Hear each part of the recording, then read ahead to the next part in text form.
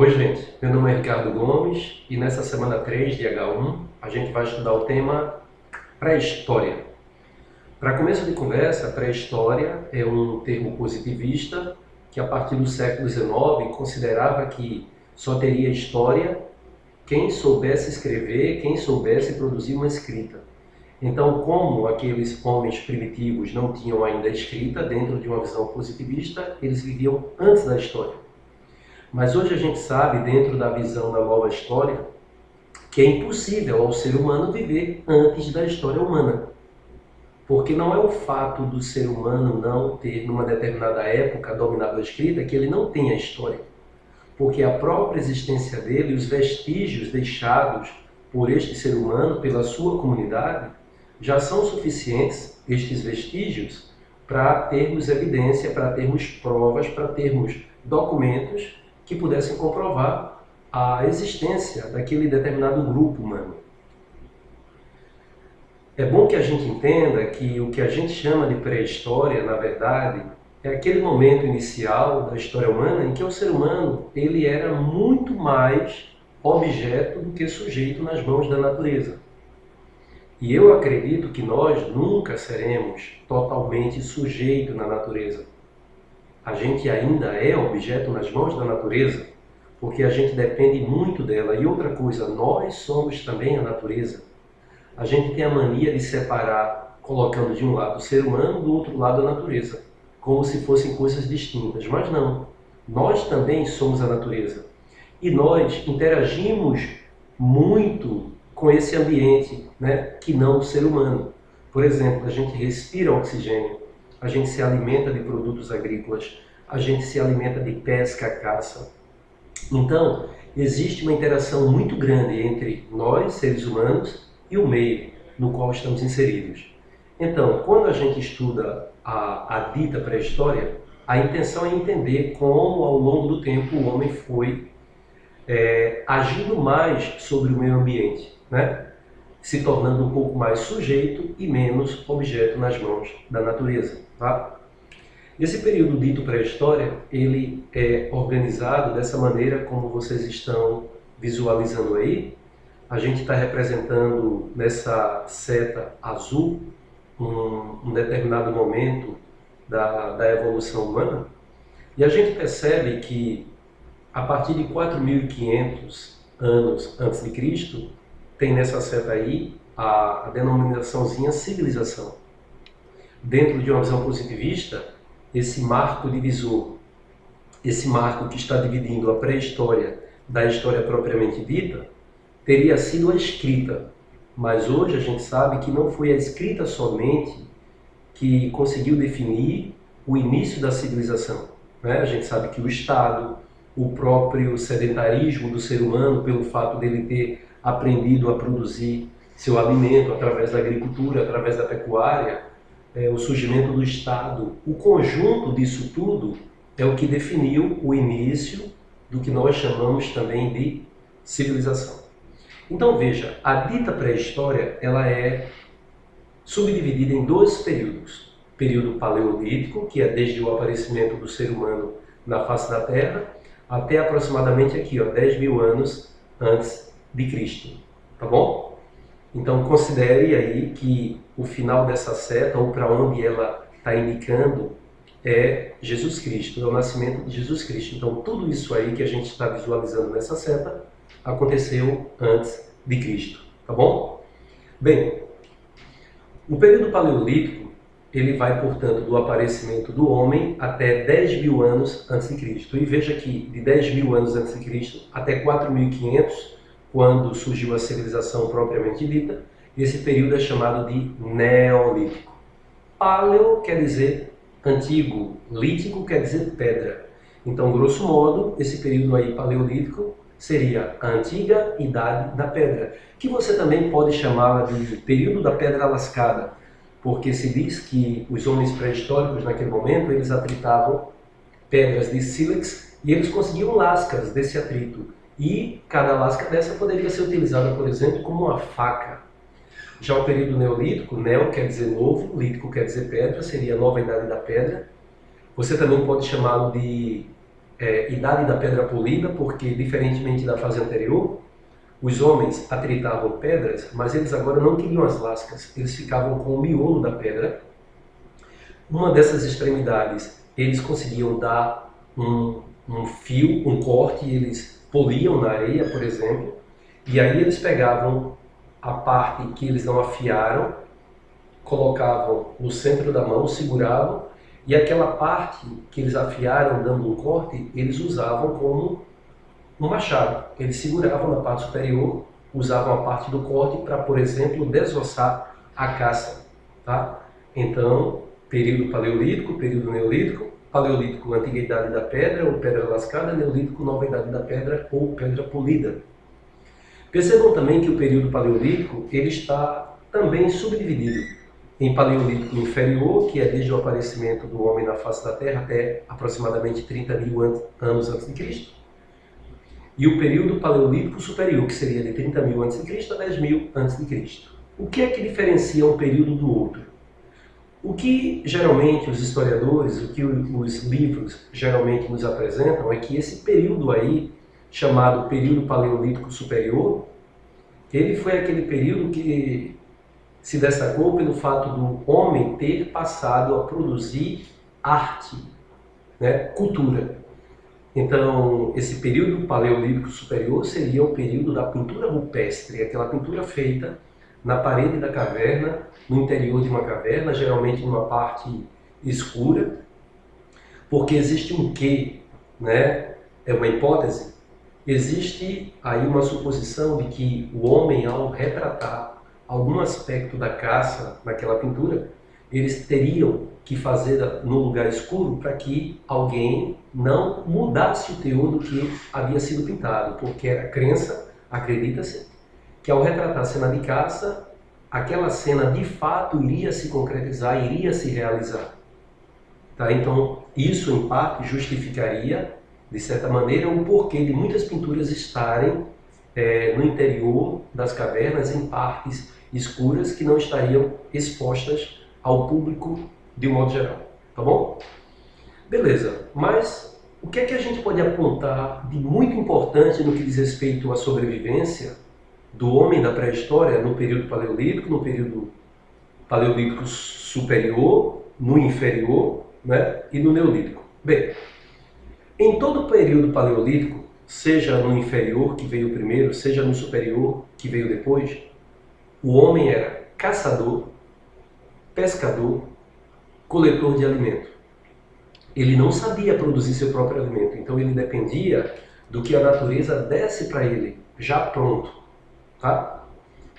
A gente sabe também que nesses dois períodos, o paleolítico inferior e superior, o homem já dominava o fogo, tá? Mas ele não era ainda produtor de alimento. Então, se ele não produzia seu próprio alimento, se ele dependia da caça, da pesca, havia momento, durante o ano, por exemplo, que o alimento ali escasseava, que o animal migrava. Então, ele sentia essa necessidade de mudar de lugar, buscando novas fontes de alimento. Por isso, o homem desse período era um homem nômade. Então, o nomadismo é o que caracteriza aí, fundamentalmente, o homem do período paleolítico. Mas quando você passa para o período neolítico, você vai perceber que o que mudou fundamentalmente aqui, no período neolítico, é que o homem passou a ser produtor de sua própria comida, ele passou a ser agricultor, ele passou a ser pecuarista. E a essa revolução que o homem passou a vivenciar no que diz respeito à produção de alimento, nós chamamos Revolução Neolítica, que está destacada aqui, né, nesse retângulo bem vermelho, Revolução Neolítica. Então foi uma das maiores revoluções pelas quais a humanidade passou. Foi quando o ser humano, através da observação da natureza, através do comportamento das plantas, através do comportamento das sementes que caíam no chão, através do comportamento dos animais, o homem percebeu que ele produzia, que ele poderia produzir seu próprio alimento, seja lançando a semente no chão, esperando ela germinar e depois de algum tempo colher os frutos daquelas plantinhas, seja criando filhotes de animais, levando-os para casa, cuidando, alimentando-os, né? E a partir de um certo momento, quando não houvesse possibilidade quando houvesse dificuldade do homem conseguir o alimento, ele poderia se alimentar do animal que ele aprendeu a domesticar. Então essa mudança na vida da humanidade é o que a gente chama de Revolução Neolítica. O homem passou a ser produtor do seu próprio alimento, ele deixou de ser fundamentalmente nômade, ele passa a ser sedentário. E uma vez que o homem passa a ser sedentário, surgem várias exigências em função disso. Por exemplo, já que eu estou sedentário, aonde eu vou morar? Então eu tenho que construir alguma choupana, alguma casa. Eu produzi muito alimento para hoje, para amanhã, para depois, para semanas, para meses. Então, como é que eu vou preservar? Onde é que eu vou guardar esse alimento? E outra coisa, nem todos os seres humanos conseguiram produzir alimento, descobriram como se produzia alimento na mesma época. Então havia aquele grupo mais desenvolvido nesse sentido e havia aquele grupo que ainda era caçador-pescador. Então havia agora a preocupação com a segurança. Temos que nos proteger. Temos que proteger nossos armazéns de grupos humanos que fatalmente irão passar por aqui e não são produtores de alimentos e vão guerrear conosco para tomar, né, nosso alimento. E dessa necessidade de segurança provavelmente surgiu a necessidade do Estado. É quando pessoas poderiam ser os antigos caçadores que não precisarão mais depender fundamentalmente dessa técnica, desse conhecimento da caça. Esses caçadores, que seriam figuras bem fortes dentro do grupo, por exemplo, é uma hipótese, poderiam passar a representar a força, o Estado. E quem vai fazer a defesa do grupo não vai ter tempo, por exemplo, de plantar, de criar animais. Então havia necessidade dos produtores, dos agricultores, dos pecuaristas, de entregar uma parte do que produzissem para estes antigos caçadores que agora são o Estado, porque a função deles é a defesa. E como eles não teriam tempo de produzir seu próprio alimento, haveria necessidade da comunidade de pagar a esse Estado em forma de alimento e impostos para que o Estado pudesse garantir a segurança do grupo. E como esse Estado vai cobrar aos indivíduos o que cada um deve pagar pela segurança, provavelmente disso surgiu a necessidade da escrita.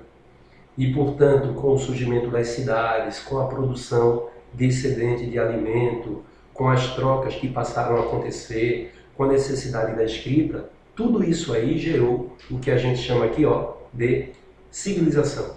Então, a partir daí, né, estávamos na história pertinho do nascimento de Cristo, mas a partir daí, e antes de Cristo, a gente diz que a pré-história está acabando e o novo período da história humana está começando, que é um período que a gente chama de antiguidade, tá bom? Mas não é a antiguidade que a gente vai estudar hoje. Então, isso aqui é uma explanação, uma parte introdutória, geral, sobre pré-história, porque agora a gente vai praticar questões nessa nossa pré-aula, beleza? Vê aí, portanto, a questão número 1, que diz assim: um elemento essencial para a evolução da dieta humana foi a transição para a agricultura como modo primordial de subsistência. A Revolução Neolítica estreitou dramaticamente o nicho alimentar ao diminuir a variedade de mantimentos disponíveis. Isso é muito interessante. Isso é muito interessante, sabe por quê? Porque assim, quando o homem era caçador, quando ele era pescador, a gente sabe que havia uma diversidade muito grande de alimento com a qual esse homem entrava em contato. Mas quando ele se torna agricultor, ele se torna especialista. Por exemplo, ele vai plantar milho e ele planta hectares e hectares de milho, vamos supor. E ele passou a ser criador, ele vai criar animais. Ele cria cabras e ele se dedica à criação de cabras. Então, ele vai ter alimento abundante, mas não tão diversificado. Então, a alimentação desse homem, antes dele se tornar agricultor e pecuarista, era mais balanceada, porque ele tinha um pouco de muitas coisas. E agora ele vai ter, sendo agricultor e criador, ele vai ter muito de menos coisa, de pouca coisa. É por isso que aqui na questão está dizendo assim, ó, a Revolução Neolítica estreitou dramaticamente o nicho alimentar, ao diminuir a variedade de mantimentos disponíveis. Com a virada para a agricultura intensiva, houve um claro declínio da nutrição humana. Por sua vez, a industrialização recente do sistema alimentar mundial resultou em uma outra transição nutricional, na qual as nações em desenvolvimento estão experimentando simultaneamente subnutrição e obesidade, né? E aí, a proposta dessa questão é muito interessante, né? Está fazendo um passeio pela alimentação humana, né? E hoje a gente vive casos de comidas rápidas, repletas de sódio, de conservantes, e pela praticidade do tipo de alimentação que a gente tem hoje, então é muito comum pessoas terem uma alimentação não balanceada, ricas em produtos não tão saudáveis à saúde, daí, por exemplo, o caso da obesidade. Mas vamos à questão, diz assim: a respeito dos resultados das transformações nos sistemas alimentares descritas pelo autor, é correto afirmar que, letra A quantidade absoluta de mantimentos disponíveis para as sociedades humanas diminuiu? Não, pelo contrário, a própria questão está dizendo que aumentou, porque o homem passou a produzir muita coisa, aliás, uma grande quantidade de poucas coisas. Letra B. A invenção da agricultura, ao diversificar a cesta de mantimentos, melhorou o balanço nutricional? Não, é o contrário. Não houve uma diversificação de produtos com a prática da agricultura, mas um aumento da quantidade de um produto, ou de dois, ou de poucos produtos. Então, não temos aí o enriquecimento desse balanço nutricional. Letra C. Os ganhos de produtividade agrícola obtidas com as evoluções neolítica e industrial trouxeram simplificação das dietas alimentares? Sim, exatamente essa a proposta da questão. E isso já ficou bem claro na minha fala e também no enunciado da questão. Tá? A letra D diz: as populações das nações em desenvolvimento estão sofrendo com a obesidade por consumirem alimentos de melhor qualidade nutricional. Olha, como a gente fala populações das nações em desenvolvimento, então a gente está falando aí de casos mais comuns de fome, de miséria, de pobreza, né? E aí não haveria essa abundância de alimento que a letra D propõe. A letra E. A dieta humana pouco variou ao longo do tempo, é falso, né? O próprio enunciado mostrou como houve uma variação desde a pré-história até a sociedade hoje industrial. Beleza? Então, letra C, resposta correta da questão 1. Vamos agora à a questão 2, que diz assim: é admirável a variedade de habitats ocupados pelos primeiros humanos que possivelmente iniciaram o povoamento da América em seu ponto mais ao sul, na Terra do Fogo, no extremo sul do continente. A chegada na América comprova a engenhosidade, adaptabilidade e capacidade migratória excepcional, insuperável de qual? De qual espécie desse gênero humano? O habilis, ou habilis, o neandertalensis, o denisova ou o sapiens? Veja, gente, um detalhe importante.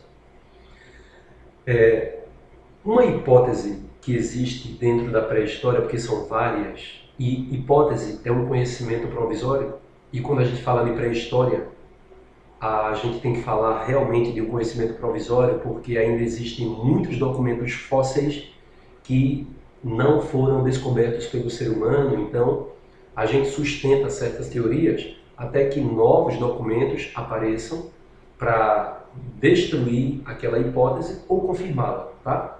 Mas assim, a gente sabe que pela teoria evolucionista, se diz que o berço da humanidade teria sido o continente africano. E a partir dali o homem teria migrado para outros continentes, tá certo? Se diz que o último continente a ser povoado pelo ser humano foi o continente americano, né? E um argumento que se utiliza para isso é que dos fósseis mais antigos, né? Porque a gente tem o gênero humano Australopithecus e o gênero Homo. E dentro de cada gênero você tem várias espécies, né? Como essas espécies que vocês estão vendo aí nas alternativas do gênero Homo, tá? Então, quando você analisa as escavações feitas aqui no continente americano, você vai encontrar basicamente fósseis de uma espécie do gênero Homo, que é o Sapiens. Então, por exemplo, se alguém disser que no continente americano foi encontrado um fóssil de um Australopithecus, isso não se sustenta. né? Porque os fósseis do continente americano são os mais novos possíveis. E os fósseis mais novos, dentro da árvore genealógica, dentro da evolução dos gêneros e das espécies humanas, dentro do gênero Homo, que é mais novo que o gênero Australopithecus, dentro do gênero Homo, a espécie mais jovem, né, o bebê, dentro desse gênero seria o Sapiens. Então, dentro do continente americano, você só encontra a espécie Sapiens. Então, como ele está perguntando aqui sobre a América, ó, ele fala aqui a chegada do homem à América. Então, a gente já sabe de antemão que quem conseguiu chegar à América foi o mais jovem, o mais novo, a mais nova espécie do gênero Homo, que é o Homo sapiens. Portanto, a resposta já está aí bem óbvia para a gente na letra D de dado. Beleza?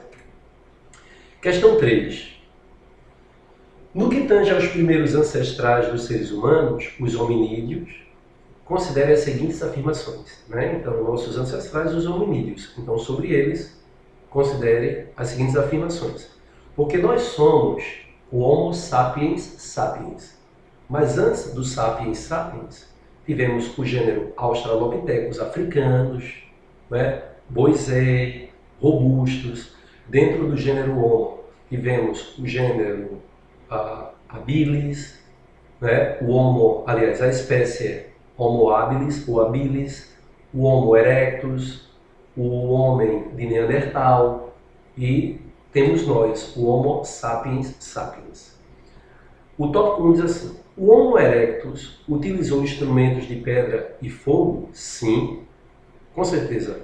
Durante muito tempo se disse que o Homo habilis, ou habilis, foi o primeiro a utilizar objetos como ferramentas. Mas a gente sabe que antes dele já havia espécie que se utilizava. Então não é necessariamente, porque muitas vezes quando se encontra um fóssil, quem acha dá uma determinada característica, achando que aquela característica foi única daquela espécie. Mas depois vem outro pesquisador e acha um fóssil mais antigo que aquele, que já praticava aquela característica que foi atribuída a esse fóssil mais jovem. Mas o Homo erectus, ele se utilizava de instrumentos de pedra e utilizava fogo? Sim. Por quê? Porque ela é do período paleolítico, verdadeiro. 2. O homem de Neandertal deu origem ao homem moderno? Quando a gente estuda a árvore genealógica humana, a gente considera o seguinte: o gênero Homo estava evoluindo, mas chega um momento em que existe uma ramificação para um lado, que é o homem de Neandertal, que se extingue, mas, por outro lado, continua a evolução, né? E que chega até nós, que somos os sapiens sapiens. E, em tese, ainda estaríamos em evolução. Então, o homem de Neandertal não deu origem ao sapiens sapiens, porque ele pegou um caminho distinto desse caminho evolutivo da espécie sapiens. Por isso, o homem de Neandertal não deu origem a nós, que somos o homem moderno. Tá? E aqui eu estou mostrando para vocês uma tabelinha, porque o próximo item vai fazer uma pergunta sobre Pleistoceno. Né? E aqui a gente tem a cronologia, como a tabela está dizendo, simplificada da cultura humana. Tá? Então vejam aqui que no período Pleistoceno, você tem aqui no inferior o Australopithecus, né, nosso ancestral. Veja que você tem ainda no Pleistoceno o Homo erectus, o homem de Neandertal, o Homo sapiens sapiens, tá bem? Aqui, ó, dentro desse período Pleistoceno, na era quaternária, tá? Então, vê o que diz o item 3. O Homo habilis viveu no princípio do Pleistoceno inferior. Sim, né, que é quando a gente tem aqui os nossos hominídeos. Beleza? Então, 3 é verdadeiro. A resposta correta dessa questão é a letra C, tá? Os itens 1 e 3 são verdadeiros. Agora vamos à quarta questão, que diz assim: os indivíduos da espécie Homo sapiens cro-magnon foram os primeiros a domesticar animais e a deixar expressivas obras de arte como pinturas em cavernas e figuras esculpidas de animais e de mulheres grávidas.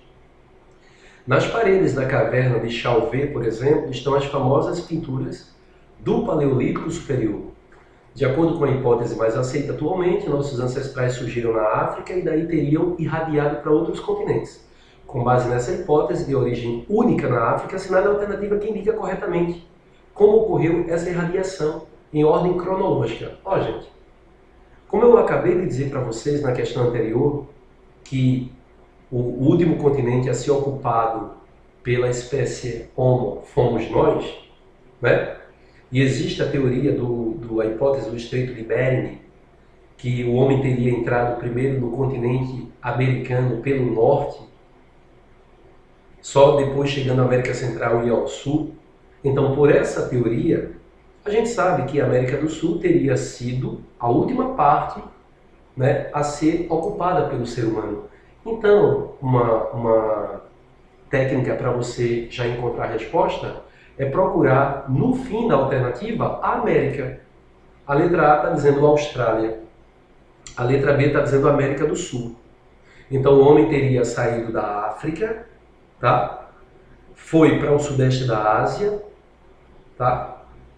A Europa, nordeste da Ásia, América do Norte e América do Sul. Então já satisfaz essa letra aí. Beleza? Veja que nos outros casos, na letra D, você vai encontrar sudeste da Ásia. Na letra E você vai encontrar Oceania. Na letra C você vai encontrar Austrália. Mas o destino final do homem teria sido a América. E dentro da América, né, por uma hipótese que nem todo mundo aceita, que o homem tenha que ter entrado primeiro pela América do Norte, no continente americano, para só depois chegar à América do Sul. Porque já existem outras teorias que deixaram aquela do Estreito de Bering numa situação um pouco mais à margem do que a posição que aquela teoria tinha no passado, né, como a teoria principal, a ideia principal. Mas há quem diga que, além do homem ter entrado no continente americano pela América do Norte, ele poderia ter vindo da Austrália e da Polinésia, navegando através das ilhas, pelo Pacífico e chegado ao sul da América do Sul. Então, hoje, há uma tendência de não se apegar a uma hipótese somente, mas que o continente americano teria sido povoado por vários grupos humanos que vieram em levas diferentes, em momentos diferentes, e que entraram no continente por mais de um lugar, tá bom? E por fim, a quinta questão, você vê aí figuras antropomórficas, figuras homórficas, figuras ambíguas, em que você não sabe se é um ser humano ou se é um animal, e marcas de mãos. Observando os grafismos, assinale a alternativa correta. Então, isso aqui, como a própria legenda está dizendo, né? Grafismos reconhecíveis às pinturas rupestres da tradição agreste em Pernambuco e na Paraíba. Então, é uma referência aqui a vestígios da presença humana no período pré-histórico aqui do Brasil, e em especial do Nordeste. Tá? Então, vê. Observando os grafismos, assinale a alternativa correta. Não havia animais nesse período específico? Claro que havia. E o próprio homem do período, o homem pré-histórico do período, fazia retratação de animais. Essas manifestações culturais não podem ser consideradas arte. É considerada arte, sim, arte rupestre, pintura rupestre, né? Nada sabemos sobre essas populações humanas? Sabemos. Olha a prova aí, as evidências que já foram encontradas. E não existiam técnicas para a produção de pigmentos? Não, eles tinham técnicas. Como, por exemplo, pegar seiva de folhas de plantas, pegar argila de tonalidades diferentes, usar o próprio sangue do animal caçado como tinta vermelha para a pintura, né? A grande relevância histórica e artística dessas representações, claro, porque esses são vestígios produzidos pelo ser humano pré-histórico e que tem grande relevância histórica a ponto, por exemplo, da gente estar respondendo essa questão de vestibular nesse momento, tá bom? É isso aí, galera. Espero que vocês tenham entendido bem direitinho e façam as questões, né? Quem puder, assiste a aula presencial para a gente reforçar isso aí, tá? No mais, bom estudo para vocês, até a próxima. Beijo no coração, tchau, tchau.